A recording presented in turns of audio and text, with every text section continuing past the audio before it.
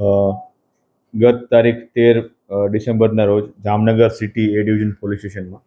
એક વૃદ્ધ મહિલાના ગળામાંથી સોનાના ચેનનો લૂંટનો બનાવ બનેલો હતો, જેમાં જે સાધના કોલોની વિસ્તારનો બનાવ હતો અને જેમાં જામનગર સિટી એ ડિવિઝન પોલીસ સ્ટેશનમાં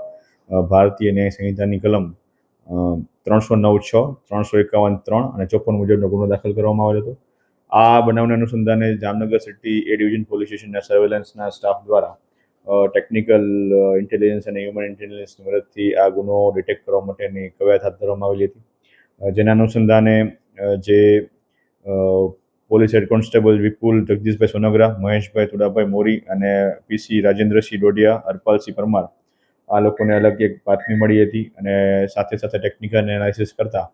જે આ બનાવમાં ઉપયોગમાં થયેલી હતી રિક્ષા, જેનો નંબર છે GJ25V0908, આ રિક્ષા ઠેબા ચોકડી સાઈડથી જામનગરમાં એન્ટર થતી હોય એ પ્રકારના સીસીટીવી ફૂટેજીસ એમને મળેલા હતા. આ જે ફૂટેજીસનું વધારે એનાલિસિસ કરતા એમાં જે બે ઈસમો હોય